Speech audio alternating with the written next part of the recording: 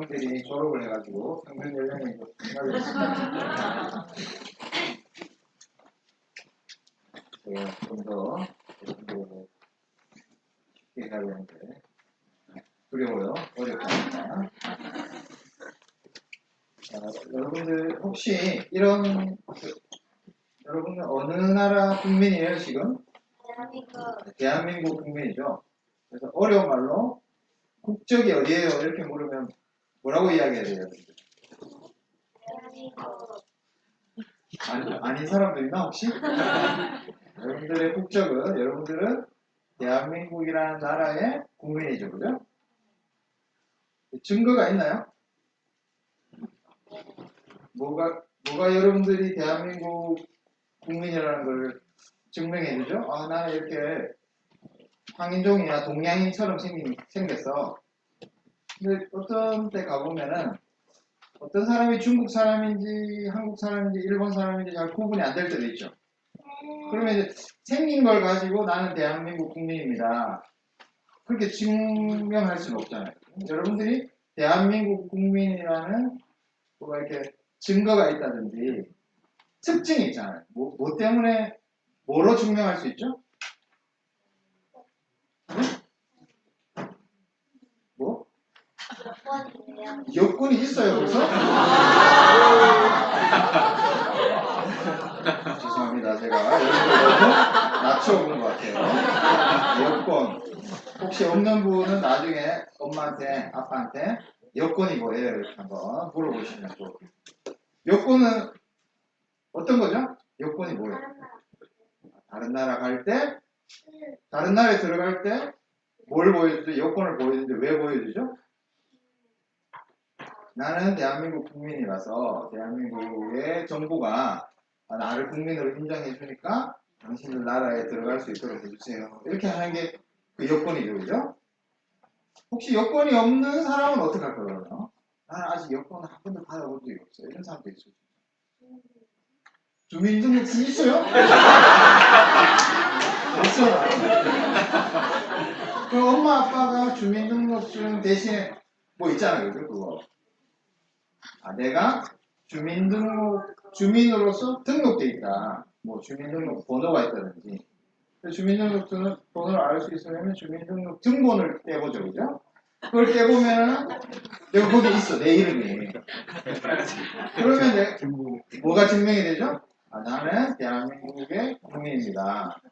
주민이건 별로 표현이 안 좋지만 어쨌든 내가 주민등록표에 있구나. 그게 증명이 될 수 있겠죠. 그죠? 자, 예를 들면 이런 것도 있을 수 있을 것 같아. 축구 경기를 한다. 그러면은 내가 대한민국 국민이라면은 누구를 응원하겠어요? 자기 팀 누구야? 여러분들이 일본 팀을 응원하는 건 자유예요. 하셔도 돼. 그렇지만 대부분의 대한민국 국민이라면 누구를 응원하겠죠? 국가대표, 대한민국 국가대표 팀을 응원하겠죠. 이런 게 뭐죠? 나는 대한민국 국민이구나. 그거를 보여주는 증거라고 볼 수도 있고, 특징이다. 대한민국 사람이라면 이런 모습을 가지고 있겠구나. 이걸 알 수 있겠죠. 그런데 우리는 대한민국 국민이라는 걸 오늘 잠시 잊었어야 돼요. 우리에게 더 중요한 나라가 있어요.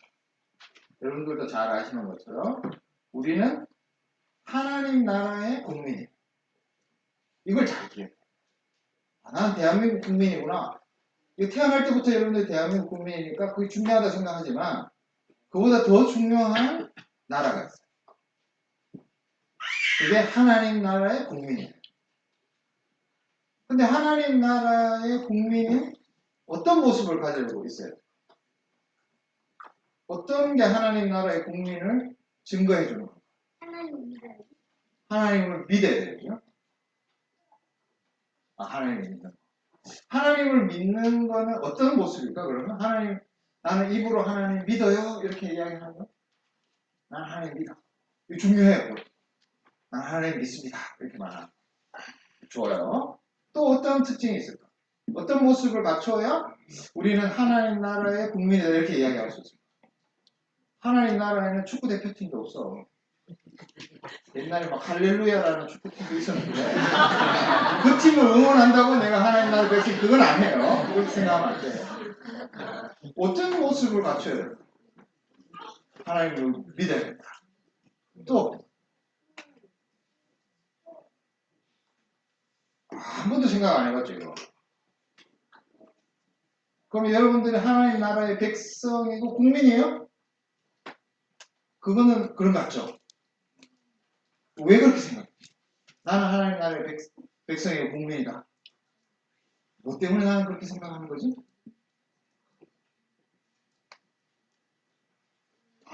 굉장히 어려운 질문 같아요. 이거는 오늘 설교 말씀을 통해서 여러분들이 깨달으십니다. 근데 설교 잘 들어야 되겠죠. 그래서 오늘 딱 들어야 되는 게 뭐냐? 하나님 나라의 내가 백성인데 이때까지 말도 못했어. 뭐 때문에 내가 하나님 나라의 백성인지. 근데 오늘은 뭘 들어야 될까? 어떤 사람이 하나님 나라의 백성이구나. 그걸 잘 들으셔야 돼요. 아시겠죠? 네, 감사합니다. 잘 들으세요.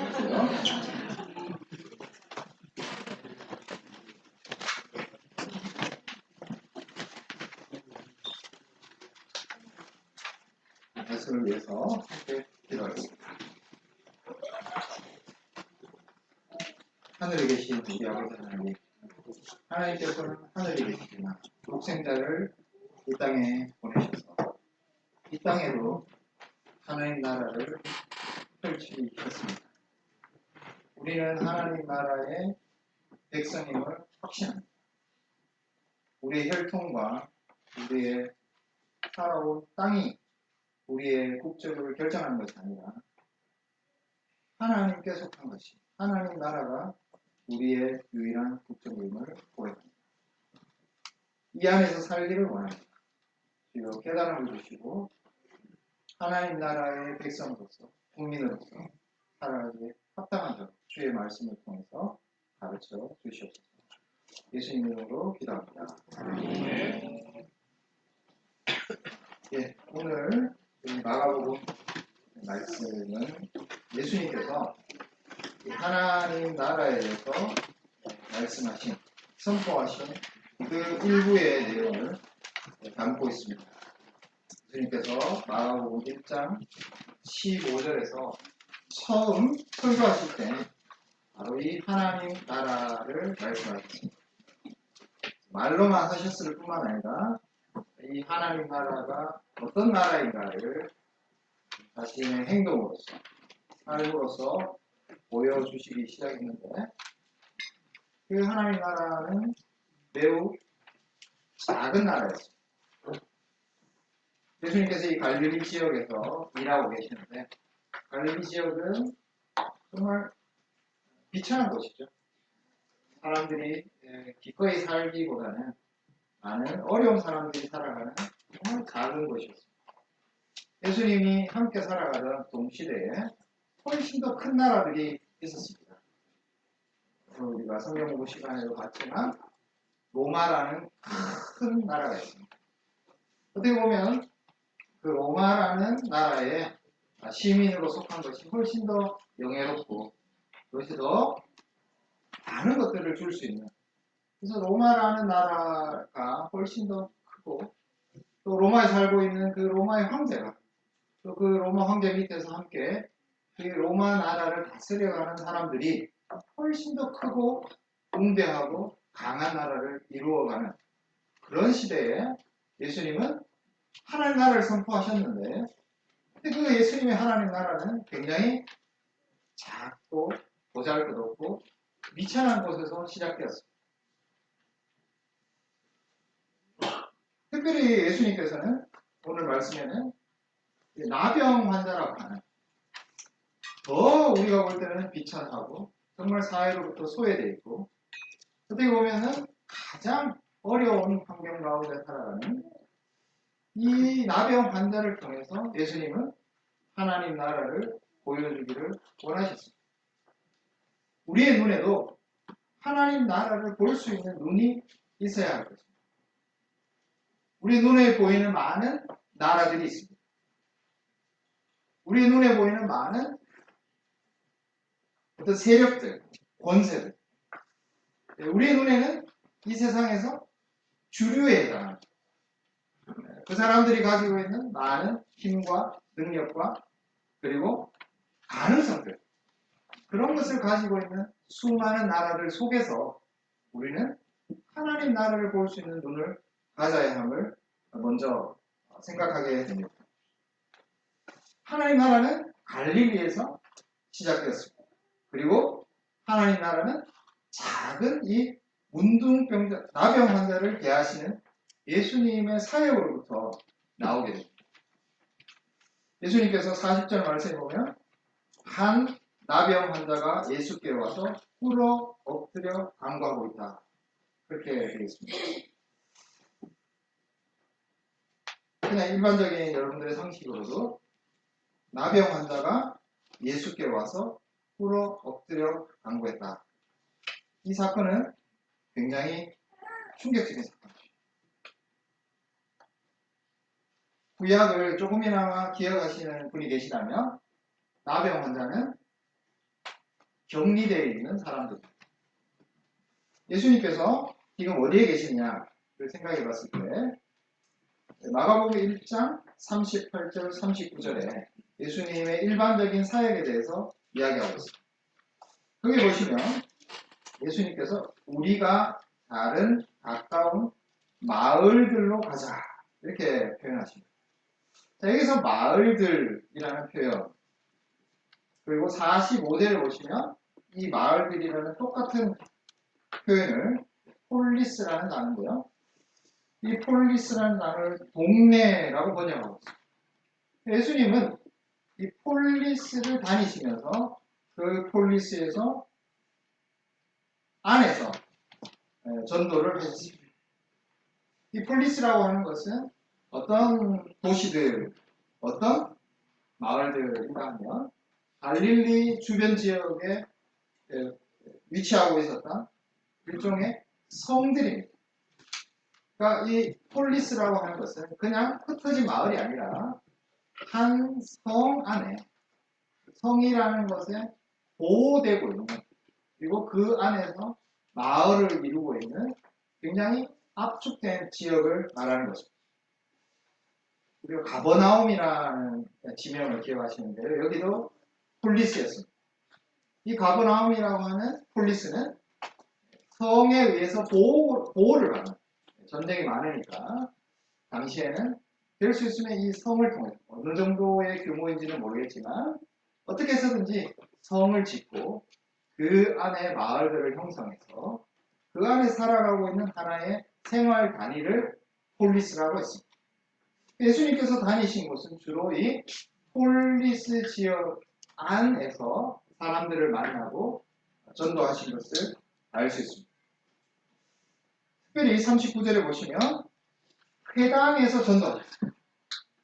그러니까 폴리스 안에는 많은 곳에 이 회당들이 있었는데 예수님께서는 바다나 집, 베드로의 장모의 집, 베드로의 집 이런 곳에서 바닷가, 산, 그리고 집 이런 곳에서도 가르치셨지만 주된 예수님의 사역의 장소가 이 폴리스 안에 있는 회당이었다는 것을 알 수 있습니다. 제가 왜 40절의 이 사건이 충격적이었나 이렇게 말씀드렸냐면 과연 이 나병 환자가 폴리스 안에 이 성벽 안에 있는 공간에 들어올 수 있느냐 하는 문제예요. 그리고 더 나아가서 나병 환자가 회당에서 가르치고 계시는 예수님을 만나고 있어요. 그리고 이 본문을 보면은 예수께 나병 환자가 나왔습니다. 예수님께서 특별히 어떤 조치를 취하셔서 나병 환자를 부르신 것이 아니라 이 나병 환자가 당연히 우리 상식으로도 마찬가지죠. 이 폴리스 성벽 바깥에 살 수밖에 없는 나병 환자가 스스로 자기 발로 회당에서 가르치시는 예수께 나아온 사건입니다. 만약에 이 현장에 우리가 회당에 같이 앉아서 예수님의 가르침을 듣고 있었던 사람이라고 한다면 숨이 막힐 정도예요. 그러니까 나병 환자가 도저히 있을 수 없는 것이고 그 나병 환자가 예수님을 향해서 걸어가고 있는 것입니다. 절대로 있어서는 안 되는 일이죠. 사람들이 막 일어나서 어떻게 보면 나병 환자를 말려야 되는데 말릴 수가 있나요? 말릴 수가 없습니다. 왜냐하면 나병 환자에게 손을 대는 것은 곧 뭘 의미하느냐? 스스로 부정한 자가 되는 것을 의미하기 때문에 마음으로는 또 손짓으로는 가면 안 돼. 거기에 네가 가면 갈 곳이 아니야. 이렇게 말할 수 있을지 몰라도 감히 나병 환자를 뜯어 말릴 수 없는 그런 순간을 맞이하는 것입니다. 이처럼 나병 환자라는 존재는 결코 이 폴리스 안에 들어올 수 없는 존재. 그리고 더구나 회당 안에는 출입할 수 없는 존재라는 것을 우리는 생각해 볼 수 있습니다. 어떻게 이 나병 환자가 회당에 들어왔지? 그런 생각을 해볼 수 있는데 당시의 문헌에서는 특별히 이 안식일에 회당에서 모임이 있을 때 아주 특별한 경우 이 나병 환자를 폴리스 안으로 들어오게 해서 회당에 고립되고 분리된 공간에 머물게 하면서 회당에서 가르쳐지는 말씀을 들을 수 있는 기회를 줬다라는 기록이 남아있습니다. 그래서 아마 이 나병 환자는 아주 특별한 예외를 받아서 회당에 들어와서 그렇지만 회당에 같이 모여있는 것이 아니라 완전히 고립된 어떤 장소에서 가르침을 받다가 스스로의 결정에 의해서 자기 말로 성큼성큼 예수님께 나온 것이 아닌가. 그렇게 이 사건을 해석하는 그런 부분도 있습니다. 그럼 어쨌든 이 나병 환자가 예수님께 나아가고 있는 이 사건은 구약 성경을 알고 있는 우리에게는 정말로 충격적인 사건입니다. 근데 나병 환자에게 하나님께서 왜 특별히 구약 성경에서 이런 엄격한 어떤 규정을 주셨을까요? 어떻게 보면 요즘식의 개념으로 하자면 굉장히 어렵고 소외되어 있고 사회로부터 참 어려움을 겪고 있는 사람들을 도와줘야 되는데 문둥분자도 나병 환자도 그 중에 하나인데 하나님은 왜 이 나병 환자에게 이렇게 가혹한 형벌과 같은 것들을 주셨을까? 그것을 한번 생각해 볼 필요가 있을 것 같습니다. 여러분들이 좀 기억을 확실히 하기 위해서 레위기 13장 45절을 같이 한번 찾아보겠습니다. 레위기 13장 45절.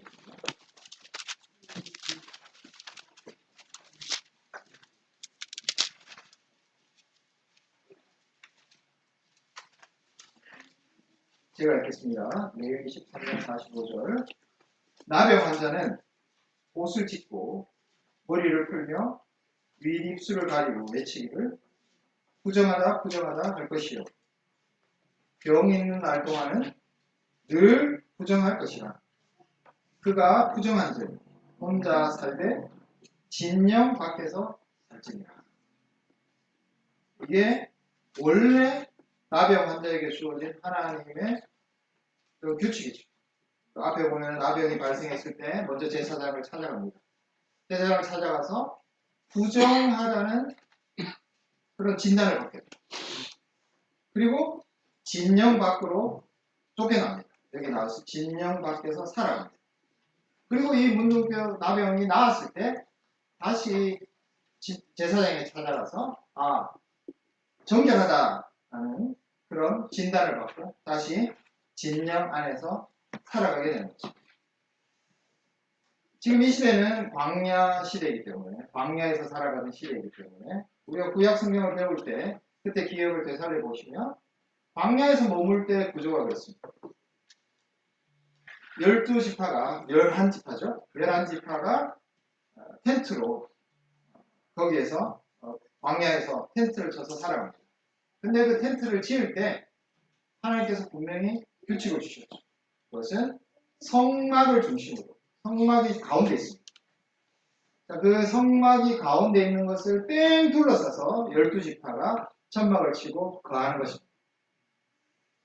자, 성막에서 하나님께서 어떤 규례를 주셨느냐면 그 성막에는 하나님의 영광이 임한다. 출애굽기 40장 34절을 보면 그 성막에 대해서 이야기하면서 여호와의 영광이 성막에 충만하다. 그렇게 되어 있습니다. 특별히 이곳은 어디를 말하느냐면 지성소를 말하는 거죠. 지성소의 언약궤 위에 거기에 하나님은 자기의 영광을 주셨습니다. 자, 그리고 이 성막은 평범한 텐트죠. 성막이 거룩한가요? 그 텐트 자체가? 그 실이 굉장히 거룩해가지고 그 실을 짜는 순간 성막 자체가 굉장히 거룩해지느냐. 그런 게 아니라 하나님께서 그 텐트를 거룩하다고 하셨기 때문에 그 텐트를 성막이라고 한 것입니다. 여러분들 다 구약성경 배우실 때 배우셨는데, 그래서 제일 한가운데 하나님이 진짜 임재하시는 곳은 영광이라고 표현해요. 그리고 그 영광을 둘러싸고 뭐가 있느냐? 거룩한 성막이 있는 것이죠. 영광, 거룩이죠. 그리고 이 진영 안에 머무는 사람들을 뭐라고 이야기하느냐? 당신은 정결하다고 말합니다. 자, 나우병 환자가 부정하다고 했어요. 여러분들 같으면 나병 환자에 대해서 어떻게 이야기했어요? 아프다, 병이 들었다 이렇게 말하실 거예요. 근데 하나님께서는 나병 환자를 병으로 보신 것이 아닙니다. 질병의 관점에서 보신 것이 아니라는 것이죠. 나병 환자를 보실 때 정결하냐 부정하냐 이렇게 제사장이 진단을 했습니다. 나병이 걸렸을 때 부정하게 됩니다. 부정한 사람은 어디로 나가게 되느냐? 진영 바깥에 나갈 수밖에 없습니다. 왜냐하면 이 진영 안은 성막을 중심으로 텐트가 쳐져 있는 이 진영 안은 정결한 공간이기 때문에 부정한 사람이 머물 수 없다는 것이죠. 하나님께서 이 나병 환자의 규례를 주신 것은 나병 환자가 전염성이 강하기 때문에 그 전염을 막기 위해서 진영 밖으로 내보내신, 어떻게 보면 의료적인 행위를 하신 것이 아닙니다. 하나님이 이 나병 환자의 규례를 통해서 우리의 영적인 세계를 보여주기를 원하셨다. 어떤 영적인 세계냐? 하나님의 영광에 가까이 있는 사람들은 거룩한 백성이고, 그보다 조금 바깥에 있지만 그러나 이 진영 안에 머물고 있는 사람들이 영적으로 정결한 존재들인데, 나병 환자는 이곳에 머무를 수 없다는 것입니다. 왜냐하면 부정하기 때문에.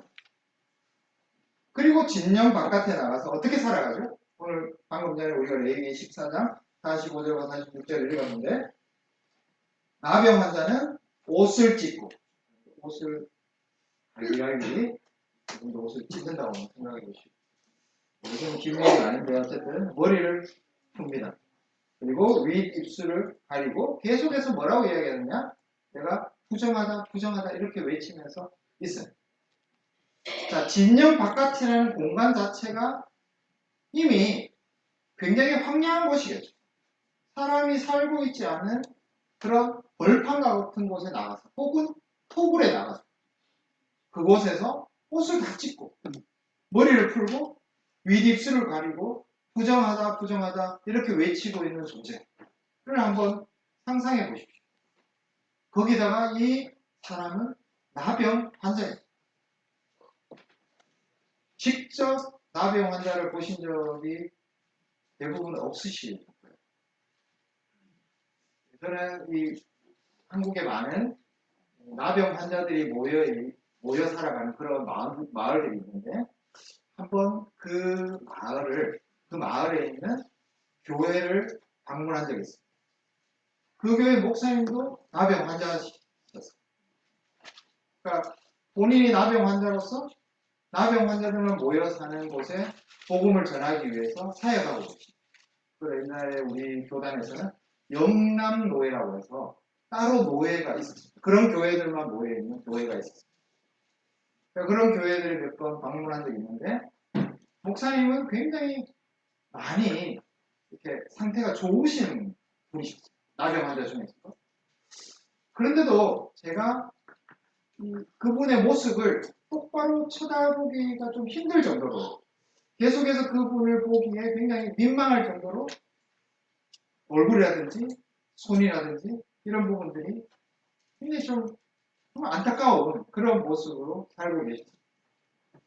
이 나병 환자가 아까 같이 옷을 다 찢고 머리를 풀고 그리고 윗입술을 가리고 부정하다. 원래 나병 환자 자체가 참 비참한 모습인데 그것도 이 진영 바깥에서 혼자서 여기 보시면 혼자 산다고. 그러니까 나병 환자들끼리 서로 사는 것이 아니라 혼자서 그런 모습으로 진영 밖에서 살아야 하는 거죠. 하나님께서는 이 존재를 통해서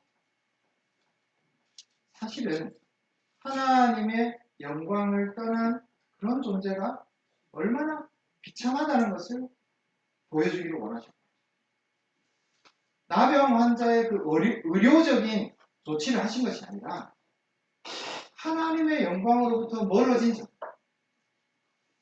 하나님께서 임재하신 곳으로부터 떠나 있는 자들, 그런 자들이 얼마나 비참한 존재인가를 우리로 하여금 보기를 원하셨기 때문에 이 나병 환자의 규례를 두셔서 마치 그림책처럼 나병 환자의 모습 그리고 그 나병 환자가 살아가고 있는 그 묘사가 우리를 보게 합니다. 하나님으로부터 떠나 있는 존재의 그 비참함을 깨닫게 하는 그런 규례로 주셨던 거죠. 바로 그 나병 환자를 예수님께서도 알고 계셨을 거죠. 나병 환자의 규례를 왜 주셨는가? 하나님의 영광으로부터 떠난 존재. 로마서 3장 23절에서는 이렇게 이야기합니다. 모든 사람이 죄를 범하였습니다. 우리가 죄를 지었다. 그런 어떤 구체적인 죄의 행위를 의미하기도 하지만 모든 사람이 죄를 범하였으며 하나님의 영광에 이르지 못했다. 죄는 항상 비참함과 연결되어 있죠.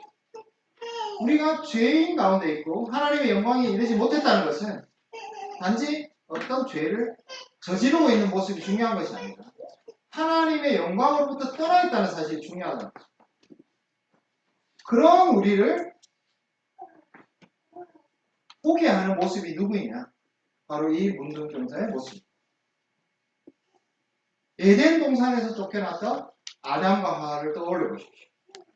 그 에덴 동산이라고 하는 하나님께서 거니시는 곳, 그곳으로부터 쫓겨난 아담과 하와의 모습. 그것이 우리의 모습인데 그 모습을 누가 보여주느냐? 바로 이 나병 환자가 우리에게 보여주고 있습니다. 하나님의 의도는 이 나병 환자 자체를 향하시는 것이 아니라 사실은 하나님의 백성들을 향하고 계십니다. 그 하나님의 백성이 하나님의 영광을 떠나게 될 때 얼마나 비참한 존재가 됩니까? 얼마나 보기에 민망한 존재인가를 이런 규례들을 통해서 깨닫게 해 주셨습니다. 마가복음 말씀으로 다시 돌아가 보면 바로 그 존재가 그런 나병 환자가 예수님을 향해서 나와서 꿇어 엎드렸던 거죠. 그래서 예수님께서 41절 말씀에 보면 이 나병 환자에 대해서 대해 주시는 모습이 나옵니다. 불쌍히 여기셨다. 구약 성경에서 자비로 대해 주셨다. 그런 표현인데요. 이거는 하나님이 자기 백성을 대하실 때만 나오는 표현이에요. 불쌍히 여기셨다. 근데 인간이 인간 서로에 대해서 가지는 마음을 표현할 때 등장하지 않는 표현입니다. 이 마음은 나병 환자와 같이 된 우리를 대하신 하나님의 신령을 표현하는 것입니다. 또한 예수님께서는 손을 내미셨습니다. 수 없는 일이죠. 왜냐하면 손을 내밀어서 그 나병 환자에게 대는 순간 자신이 부정하게 되거든요. 그러나 예수님께서는 그런 존재가 아니셨기 때문에 스스로 손을 내밀어서 그 나병 환자를 대셨습니다. 접촉하셨습니다. 이것은 어떻게 보면 예수님만이 하실 수 있는 일이십니다. 정말 이 세상을 지으신 창조주가 아니시라면, 정말 하나님이 아니시라면 할 수 없는 행동을 통해서 어떻게 보면 가장 비참한 모습으로 죄 가운데 살아가는 모든 죄인들을 향해서 손을 대시는 예수님의 그 사역과 일을 보여주시는 행동을 하셨습니다. 그리고 예수님께서 말씀하십니다. 내가 원한다. 이것은 그냥 인간의 어떤 의지를 표현하는 것이 아니라 신적인 의지.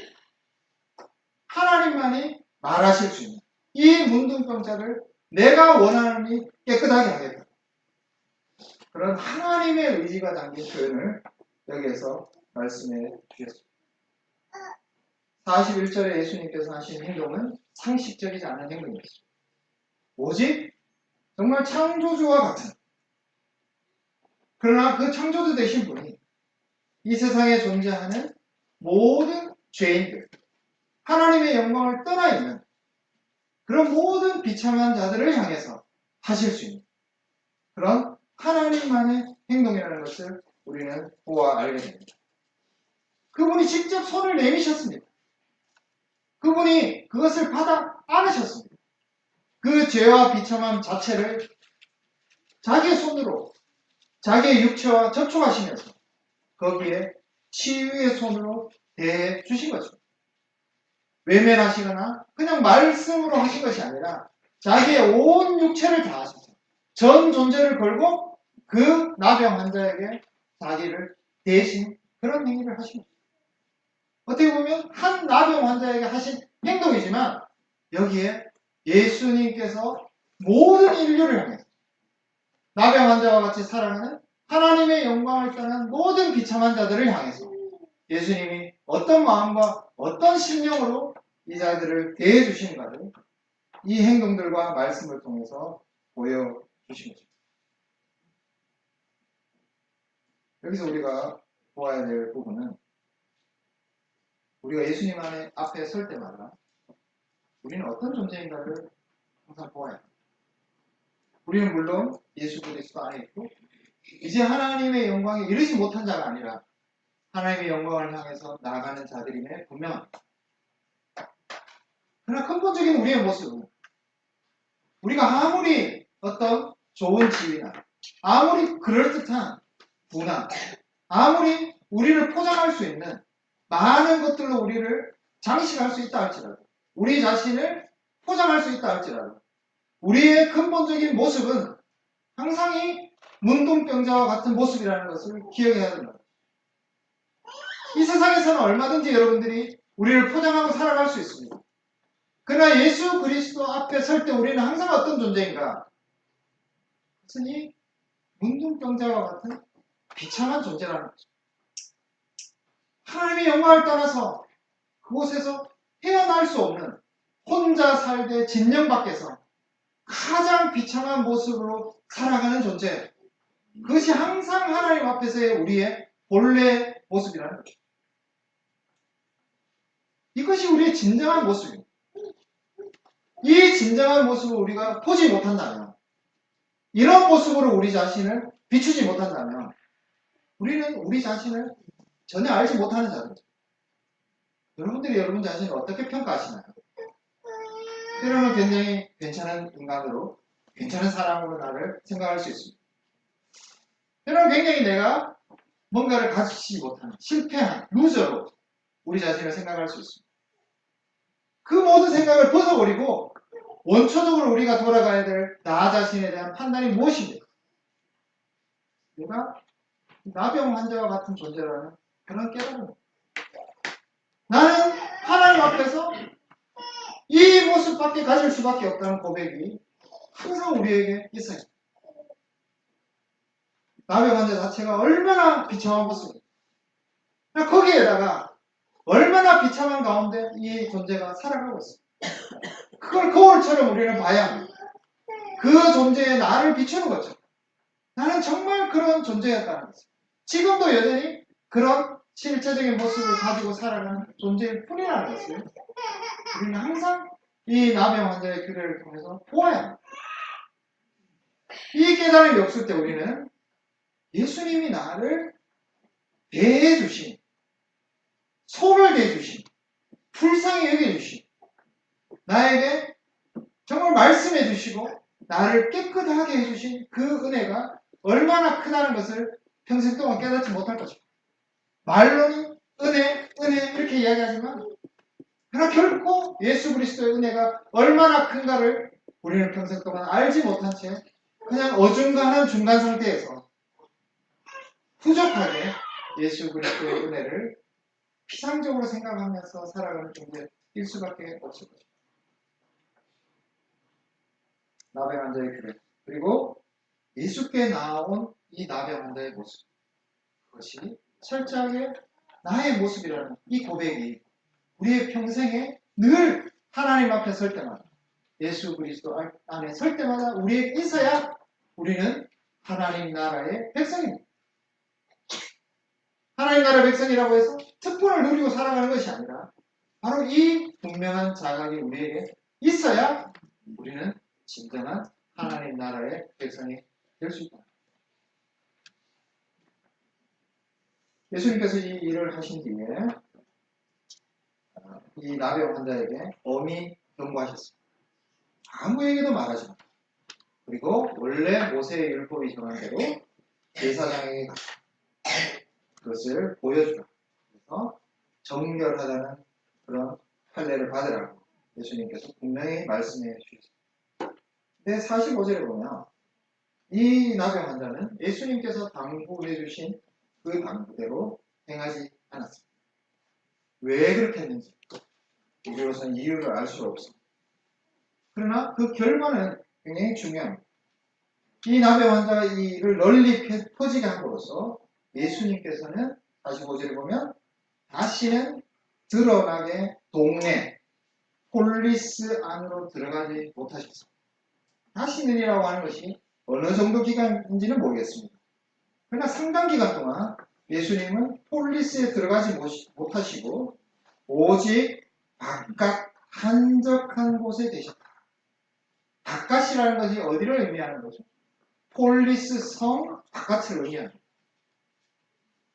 이 사건의 결과가 어떻게 결론 지어졌냐면 예수님이 폴리스 안으로 들어가지 못하게 되었습니다. 원래 폴리스 바깥 한적한 곳은 누가 살아야 되는 곳입니다. 그곳에 혼자 있으면서 비참한 모습으로 살아가게 되는 존재는 나병 환자들입니다. 예수님께서 폴리스 바깥에 그 한적한 곳에 계셔야 된다는 이 결과는 우리에게 무엇을 보여주느냐고 예수님께서 나병 환자가 있어야 할 곳에 가시게 되었습니다. 나병 환자가 살아가게 될 그 장소에 예수님께서 살아가고 계신다. 그것을 우리에게 보여줍니다. 히브리서 13장 12절 말씀을 나눠보겠습니다. 히브리서 13장 12절.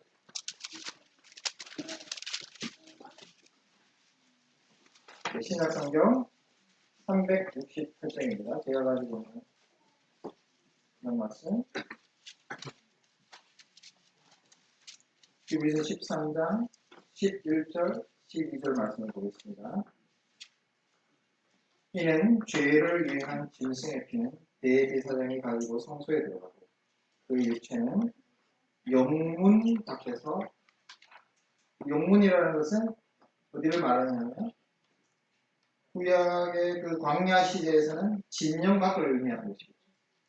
그리고 예루살렘에 정착했을 때는 그 예루살렘 문 바깥을 이야기합니다.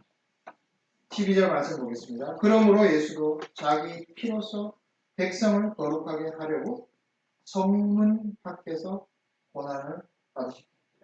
여기서 반복되는 표현은 영문 밖, 성문 밖. 영문박, 성문박은 원래 나병 환자가 있어야 합니다. 근데 히브리서 13장은 두 번에 걸쳐서 예수님이 우리를 위해서 영문 밖에 가셨다. 거기서 자기를 불사르시고 영문 밖에서 고난을 받으셨다.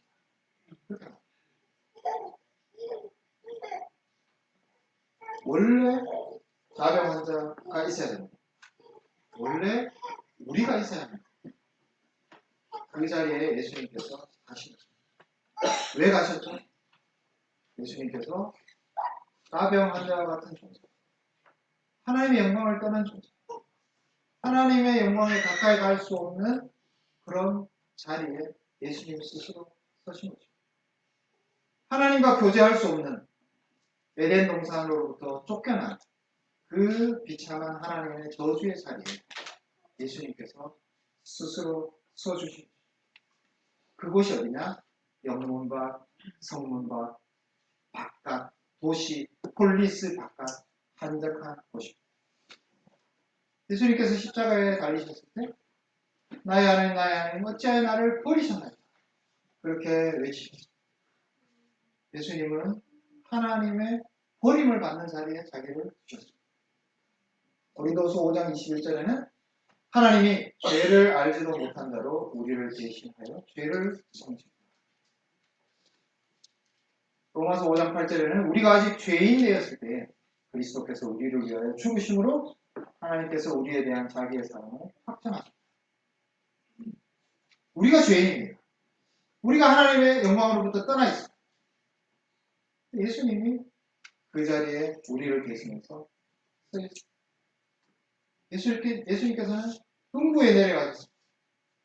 가장 비참한 죽음의 자리까지 자기를 내어주셨습니다. 그 자리가 누구의 자리인가요? 바로 우리의 자리였습니다. 오늘 이 사건이 어떤 경로를 통해서 어떤 이유 때문에 단지 문둥병자였던 실수로 인해서 이런 결과를 빚었는지 우리는 알 수 없습니다. 그러나 이 사건의 마지막에 예수님은 어디로 가셨습니까?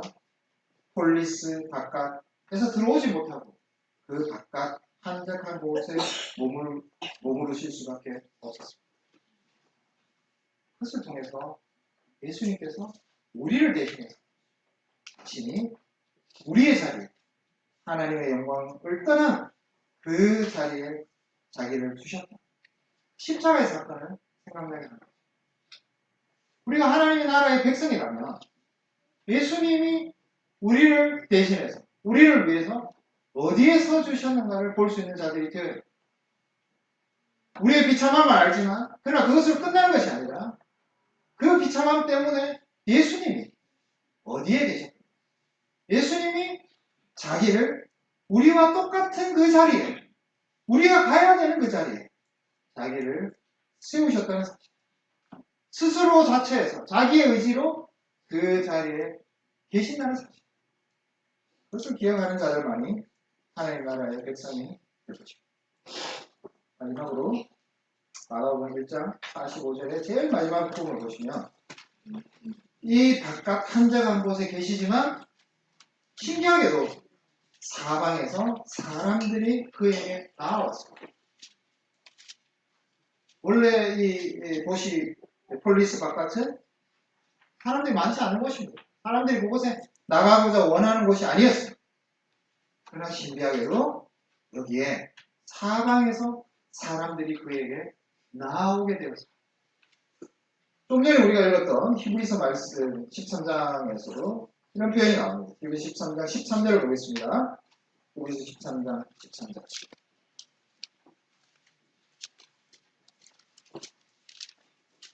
읽겠습니다. 그런즉 우리도 그의 치욕을 짊어지고 영문 밖으로 그에게 나아가자. 영문 밖은 우리가 나가야 될 곳이 아닙니다. 거기로부터 구원을 받아야 되는 곳입니다. 이 장소가 변해버렸습니다. 누구 때문에? 그 영문 밖에 나가주신 예수님 때문에 이곳이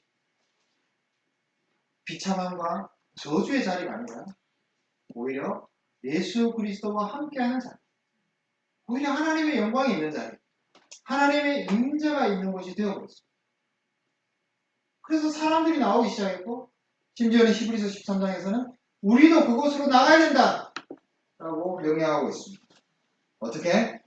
치욕을 짊어지고 예수 그리스도께서 짊어지신 그 치욕은 우리가 함께 짊어져야 되는 그런 고난입니다.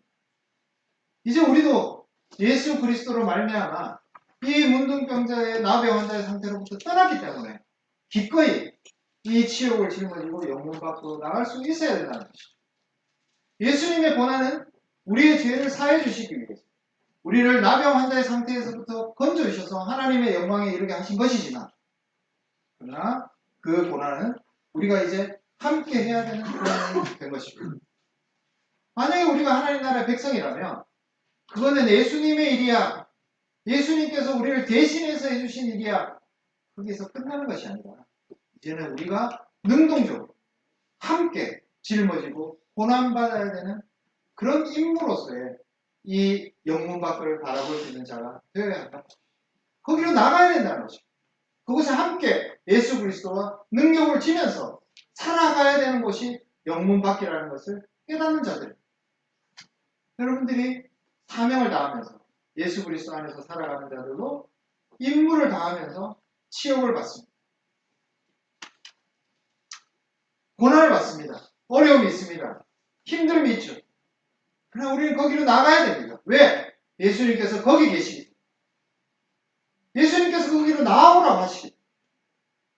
그곳에서 함께 치욕을 받으면서 함께 가자고 예수님과 유일하게 교제할 수 있는 곳이 그곳에 있기 때문에 우리는 영문 밖으로 나가야 합니다. 순간순간 우리에게 닥쳐오는 모든 고난의 순간에 그것은 우리에게 영문 밖입니다.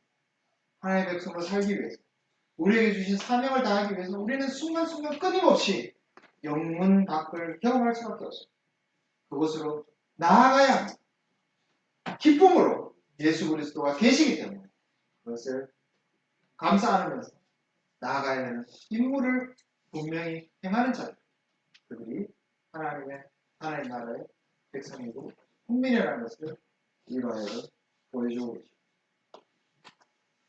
오늘 하나님 나라의 백성, 우리는 눈에 보이는 어떤 증표를 가지고 있지 않습니다. 그러나 항상 하나님 앞에 설 때마다 우리의 존재가 이 문둥병자 나병 환자와 같은 예수님께 나와왔던 이 나병 환자가 바로 나구나라는 것을 늘 깨닫는 존재가 하나님 나라의 백성의 증거입니다. 그리고 그런 우리를 위해서 가장 비참한 자리에 서주셨던 예수 그리스도를 바라볼 수 있는 자들이 하나님 나라의 백성입니다. 그리고 그것이 그냥 예수님의 일이다 라고 끝내는 것이 아니라 그것으로 함께 영문 밖으로 나아갈 수 있는 그런 자들이 하나님 나라의 백성이라는 것을 오늘 이 사건을 통해서 배우게 됩니다. 예수님께서 하나님 나라를 선포하시고 이 나병 환자를 고치시는 사건을 통해서 하나님 나라의 백성의 모습을 우리에게 보여주십니다. 우리가 기꺼이 이 나라의 백성이 되기를 기뻐하시기를 원하십니다. 또 이 나라 백성으로 산다는 것이 가장 우리의 인생에 좋은 특권이라는 것을 바라볼 수 있다. 오늘 이 말씀을 통해서 보여주신 예수님의 하나님 나라 그곳으로 들어갈 수 있는 주의 백성이 될 것입니다. 기도하겠습니다. 하늘이신 우리 아버지 하나님, 하나님 나라의 백성이 되기를 원합니다.